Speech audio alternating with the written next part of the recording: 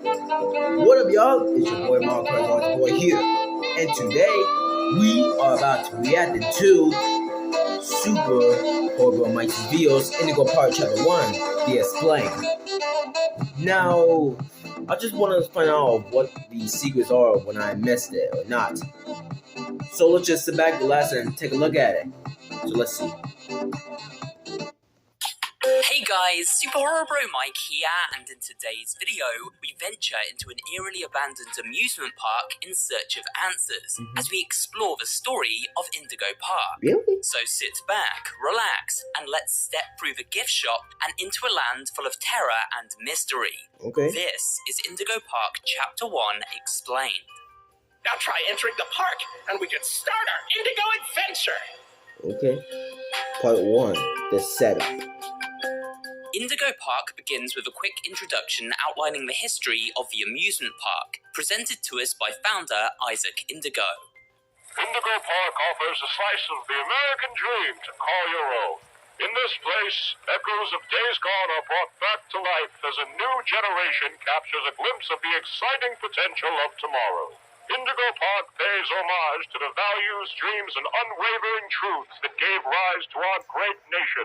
Here you embark on the journey of a lifetime, a place of creativity, joy, and sense. We pull back from this archived footage to reveal the desk of our unnamed protagonist, who goes by the online handle E-Ensign. We do see a photograph of a boy, who we can deduce was the childhood version of said protagonist, as we learn they used to visit Indigo Park with their family as a kid. Throughout this quick-cut intro montage, we are given snippets of information that set up the protagonist's motivations for breaking into the now-abandoned theme park. A newspaper clipping reveals that Indigo Park closed down suddenly and under mysterious circumstances that led to a police investigation. It's never reopened after this closure. Via a conversation with their friend Laura, we learn our protagonist has decided to conduct a search of the abandoned park, but decides not to take their recording equipment with them. Instead, they will scope out the area and then plan to return with Laura for a more in-depth investigation at a later date. And so, one night under a full moon, they venture into the unknown. Okay. Part 2, breaking and entering. After arriving at the main gates, we discover Indigo Park is locked up tight. As we explore this area, we come across various mascot plushies and merch items, each one representing a character from the park. Collecting these up gives the player extra insight and information on both the protagonist and their history with the park, as well as the park mascots themselves. We'll take a look at some of these later in this video. Our adventurer makes their way into a side room, where they are startled by a monitor screen as it crackles to life. Park mascot Rambly the raccoon excitedly greets them. Wait, you're our first guest in 2,920 days, 4 hours, 23 minutes, and 38 seconds. Congratulations! I'm Rambly the raccoon, and it's my job to make sure your experience here at Indigo Park is the most fun it can be. Just hop on over to the registration center to your left. Rambly leads us to the main gate, but discovers there is no longer any power running to it. We are then tasked with repairing a nearby power unit by replacing the gears, and doing so allows for the power to be restored. After heading through the park entrance, Rambly explains that we must collect up a critter cuff in order to gain access to the many attractions found within the world of Indigo Park. The critter cuff is a scannable wristband, and is located in the nearby gift shop Critter Corner. Here you go, buddy. Your very own critter cuff. A new way to interact with the park that also doubles as a pedometer, heart monitor, and mood ring. Data disclosure agreement included.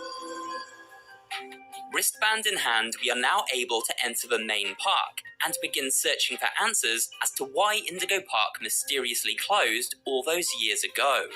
However, it isn't long before a wall collapses behind the protagonist and they find themselves trapped inside the park for good. With no way to escape, they follow Rambly's guidance and board the Rambly Railroad, taking them further into the park. Okay. Part 3, meeting the mascots. As we ride the railroad with Rambly, we are introduced to other park mascots and their various attractions. First up is Molly McCaw, a happy-go-lucky bird who enjoys flying high in her airplane. But she does have a penchant for crashing into things while doing so. I'm not crashing, Rambly. I'm barnstorming.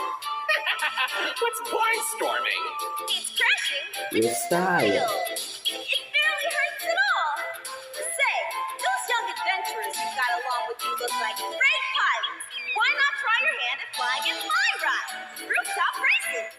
From collectibles discovered throughout the park, we learn a little more about Molly and her relationship to Rambly. We learn that these two were in fact best friends. We also learn that Molly was our protagonist's mother's favourite character at the park when they used to visit together. Next up, we meet Finley the sea serpent, a character who always scared our protagonist as a child due to their immense size. Finley is a gloomy, downbeat creature who resides in the depths of the ocean in an attraction called Oceanic Odyssey. Oh, Finley, you should come out of your shell. How about you come into it instead? My ride, Oceanic Odyssey, will teach you all about the wonders down under the deep blue sea. It's as blue as me. I hope you'll visit. I'm so lonely. Oh, poor guy. Finally, we meet Lloyd the Lion, the only member of the cast that Rambly seems to actively dislike. Lloyd puts on a grand performance every day at his theatre in the Indigo Park main square. Yeah. I am The proud, the prestigious, professional, Lion, actor extraordinaire. extraordinary. Great act, Lloyd. Later on, we do learn a little bit more about the feud between Rambly and Lloyd, from a collectible which can be used to question Rambly at the information kiosk. It seems the raccoon harbours genuine resentment towards Lloyd the Lion for his fame and fortune, feeling sidelined as a result. Now, why do they only make one of Lloyd? Is it because he's the loudest? I can be loud too. Where's my limited edition throwback plush? Where's Molly's? Where's Finley's? Give this mistake to a child and they'll cry. After meeting these characters, the railroad breaks down, and we are tasked with unboarding and hunting down a few gears to fix up the power unit once more.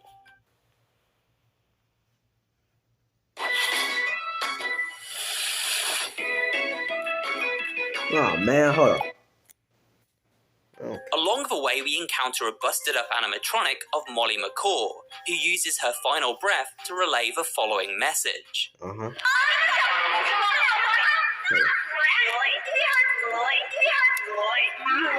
Really? This message is sinister, as it suggests that Rambly was violent towards Lloyd, and may infer that this plucky raccoon is not as friendly and cute as he first appears. After hearing this chilling audio and repairing the power, it's time to board the train once more and head on into Indigo Park. We emerge onto the main street of the park and make our way to Jetstream Junction, the home of Molly McCaw. However, we discover the attraction is locked up and requires a key in order to gain entry. Rambly explains the key is located within Lloyd's theatre, and so that becomes our next destination. Once inside the theatre, we find Lloyd sleeping on the main stage, though he quickly picks himself up and scampers off backstage. With no choice but to follow, our hapless hero begins making their way through the cluttered storage room in search of the elusive key. As they explore, they are jumped by Lloyd the Lion, who doesn't seem all that friendly. Luckily, the ferocious lion gets trapped under a pile of fallen crates and drags himself back into the surrounding darkness. Yeah, I thought he would be friendly too. I wish he'll be friendly in the next chapter. Because I heard that in the information kiosk, the player said itself that Lloyd was the player's favorite character, I guess. I thought he would be friendly. Nuts. At the far side of this storeroom is an office, and inside, the key required to enter Jetstream Junction. On the way back, the protagonist is attacked by Lloyd. However, the lion quickly backs away after the critter cuff seems to emit a strange signal that messes with his brainwaves. It seems this wristband may have the power to control these now deadly mascots. Returning to Jetstream Junction unscathed, the protagonist uses the key to unlock the entrance and heads inside. Rambly explains that this is the domain of Molly McCaw and suggests we take a ride on her attraction, Rooftop Races. Unfortunately, the Rooftop Races ride is in a state of disrepair. However, before continuing to the next area, a play zone known as the landing pad, we can instead head into this room here and gain access to a curious arcade minigame called Rambly Rush. Yeah. Part 4, Rambly Rush. In Rambly Rush, we play as a pixel art version of Rambly as he runs and jumps his way through a side-scrolling platformer, bopping enemy squirrels on the head, which in turn gives him his favourite food, Rambleberries. Oh. At the end of the stage, we discover Molly McCaw, who has crash-landed in her airplane. As we talk to Molly, we discover her flight path was sabotaged by a villainous character called Salem the Skunk. It quickly becomes apparent that Salem and Rambly don't get along, and the skunk has been using a potion to turn the friendly inhabitants of the park into feral beasts. Really? He uses said potion on Molly, turning her against Rambly, at which point a boss battle ensues. Oh. After defeating this twisted version of Molly, the arcade machine glitches out and shuts off. We are then presented with a Rambleberry collectible. While at first glance this arcade minigame seems like a simple diversion from the main game, it may be cryptically hinting at the greater lore of the game world, suggesting someone working at the park took control of the mascots or experimented on them in some way, turning the once lovable creatures into killing machines. I thought so too. Because I was part of something. I guess. I mean, when Chapter 2 is about to be coming out coming soon, I just thought of something by some way. Will Salem the Skunk will appear? Cause she might be the mastermind who turn into one of the animals into violet beasts, I guess. So she might be the mastermind, I guess. This in turn leading to the swift closure of the park and a cover-up by the local authorities and landowners. But we'll have to wait on future chapters for a better idea of exactly where this story is headed. Part 5.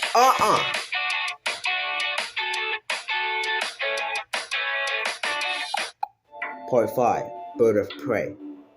Moving on, we head into the landing pad, a giant soft play area with a simple puzzle to solve.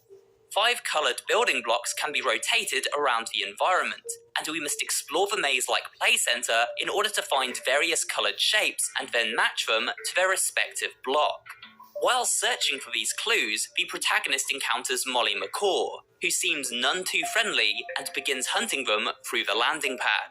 After solving the puzzle and opening the exit, our adventurer is chased by a bloodthirsty Molly and rushes to find a way out of the play centre with the bird in hot pursuit. As she chases us, Molly squawks out random phrases, and from the game over screen, we learn that these phrases have been picked up by Molly after she heard someone else say them. She is a parrot after all, and parrots are known to mimic voices. Correct. It's hard to make out exactly what these sentences say, but this is my best translation.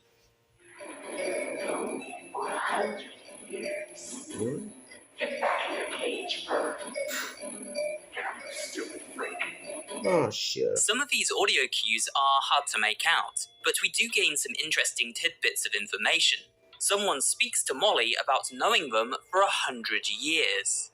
She also references certain dialogue which hints at the mascots at the park being abused by staff members. Really? During this chase, we come across this old Rambly mask, which was originally part of one of the human-sized mascot costumes. When speaking to Rambly about this mask, he locates an old audio log in his database. The log is a conversation between 2 former park employees. Hey, Jackson, you hear about the new mascots? Yeah, think it'll put us out of a job? I think so. Old sport. And right after we got this damn raccoon What are costume. they talking about? Man, screw this What are place. they talking about? I said we get our asses out of here and go Oh. straight to Vegas. They swear. This recording explains why these living mascots like Molly McCaw may have been abused by the human staff. They just swear, Bitter man. employees who were replaced by these creatures. Why do you need geese have to put something that people can swear? I don't even know what the heck is going on. Why do you need geese had to put something that swears in this game? I don't get it. Nuts. Although it is unclear how these living mascots came to be. At the end of this chase sequence, we reach a room for Indigo Park's staff. Rambley quickly seals off the door just as the Mad Macaw leaps inside, severing the bird's head in the process. Notice how this is no simple animatronic. Blood sprays from the wound, suggesting that this version of Molly is indeed very much alive and organic in design. Yeah. Part 6. Save Indigo Park. After the chase is over and our protagonist safe once more, Rambley decides to come clean and explains that he hasn't been inside the park for a very long time. He didn't realise the danger now lurking within, but pleads with the new guest to aid him in his quest to restore order and happiness to the world of Indigo Park. I just was so excited to see a visitor, and I wanted to be sure you were given the best experience possible. But I was confined to the entrance for so long, I didn't realize just how much disrepair the park has fallen into. Wasting all of your fun time. Sorry for the inconvenience. That's alright. But, I have an idea. I have access to the repair documentation in my database. I just can't execute most tasks without authorization from a human user. You must have come here because the park matters to you too, right? Would you be willing to help me restore the park? I can see in your facial tracking data that you aren't opposed to this. Ooh, I'm so excited. Let's get this place back in business. Now, as an official park wrangler, we are tasked with restoring the park. And the first stop on our new mission takes us into the depths of Finley's Oceanic Odyssey. However, that adventure will have to wait until next time. Yeah. As for now, this is where the story of Indigo Park comes to a close. Okay, I'll let you go. See you next time, buddy. Please? And with that, we have come to the end of this video and a look at the story of Indigo Park Chapter 1 Explained. I hope you enjoyed this video and found it both entertaining and informative. If you did, then remember to leave a like, comments down below, and of course subscribe for more horror-related content. Yeah. Thanks for watching, and I will see you in the next video. Okay then. Then I guess it had to come into it, I guess. Yeah. Okay then. Thanks for watching. And remember, subscribe to my new video if you guys like it.